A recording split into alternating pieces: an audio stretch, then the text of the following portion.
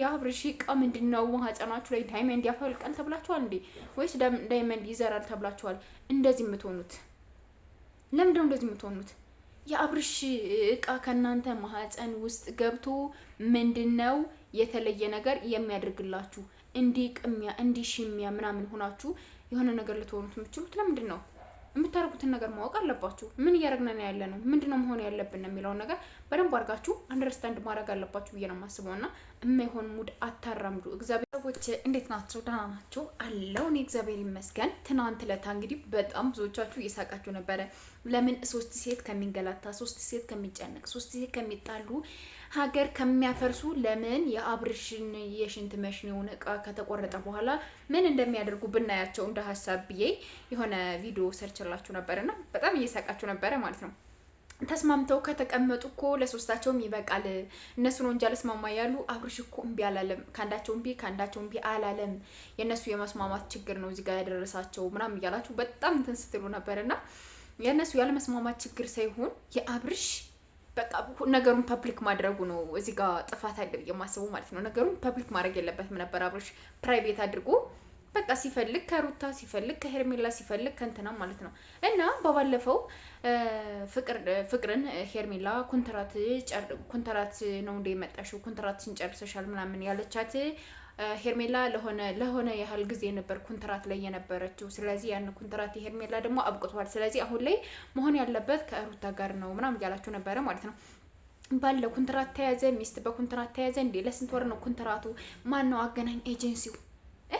አገናኝ ኤጀንሲ ለኮንትራት ለ3 ወር ለ6 ወር የሚል የትዳር እንደዚህ ኮንትራት መጣ። እኔ እስካሁን የማውቀው የስራ እንጂ የትዳር ወይም የምንም ነገር አይቻልም ነበር። ግን እማታመጡት የላችሁም እናንተ አይደለም። ለማንኛውም እውነት ለመናገር አብርሽ ከነዚህ ሶስት ሴቶች እንደኔ እንደ ሀሳብ ቢርቅ አሪፍ ነው ብዬ ነው የማስበው። እግዚአብሔር ነው የምላችሁ። ባይዘው አብርሽን ያበላሹት ራሳቸው እንጂ ራሱ አብርሽ አይደለም የተበላሸው ማለት ነው። አብርሽን እንዲበላሽ ያልሆነ ሙድ እንዲሄድ ያልሆነ ነገሮችን እንዲሰራ ያልሆነ መንገድ እንዲስት እያደረጉት ያሉት የነሱ ግፊት የነሱ የሚያደርጓቸው ነገር ከእለት እለት የሚያደርጓቸው ነገሮች እንጂ አብርሽን እንትን ያሉት ሌላው ሁሉ አብርሽን ምንም ነገር እንትን ያለው ነገር አለ ብዬ የማስበው ነገር የለም። አብርሽ ስነ ስርዓት ያለው ሰው ነው፣ ጎበዝ ነው፣ ጀግና ነው፣ የስራ ሰው ነው።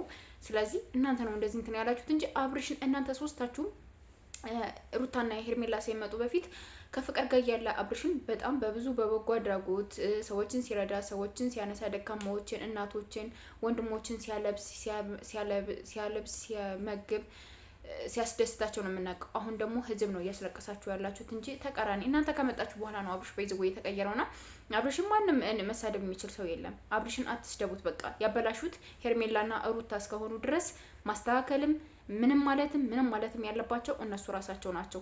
ያልሆነ መንገድ እንዲሄድ የሚያደርጉት እነሱ ናቸው። ስለዚህ ከነሱ ከራቅ አብርሽ እርግጠኛ ነኝ 100% ጥሩ የሆነ ውሳኔ እንደሚወስን እንትን እላለሁ። እንደገና ደግሞ ሩታን እናንተ በስልክ እየደወላችሁ እንደዚህ በይ እንዳትቀበዩ፣ አንቺ ማረፊያ ነሽ፣ አንቺ አልጋ ነሽ ወይ አንቺ የሱ የድካም ማረፊያ መሸሸጊያው፣ ሲደብረው ሲሄድ ሲደብረው ሲመጣብሽ የሚሆን ሴት መሆን የለብሽም፣ ስለዚህ አልፈልግም በዩ ምናምን ብላችሁ እንትን ያላችኋት እናንተ ናችሁ።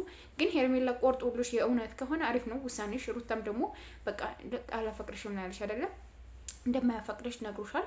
ስለዚህ ከሱ ህይወት ምን ተቀብለሽ መውጣት ነው ያለብሽ ብዬ ነው የማስበው። ከዛ ውጭ ግን እንደዚህ ሆኖ በዚህ ገብቶ እንደዚህ አድርገን እንደዚህ እንትን ብለን ምናምን እያላችሁ የተለያየ ሀሳብ በሰጣችሁት ቁጥር ለሱ እሱ እየተበላሸ እሱ የሆነ የማይሆን ሙድ እየሄደ ነው የሚያሳያችሁና ፕሊስ ጥንቃቄ አድርጉ። ከምሬንም ነግራችሁ ሩታም ሄርሜላም ፍቅርም ከዚህ ህይወት ውጡ። አብርሽን ተውት፣ ልቀቁት። በቃ አብርሽን ያልሆነ መንገድ ያልሆነ ሙድ የምታሰዱት እራሳችሁ እስከሆናችሁ ድረስ እናንተ ነው መውጣት ያለባችሁ። ከምሬንም ነግራችሁ እሺ።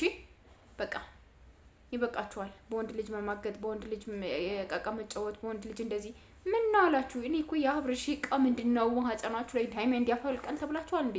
ወይስ ዳይመንድ ይዘራል ተብላችኋል? እንደዚህ የምትሆኑት ለምንድነው እንደዚህ የምትሆኑት?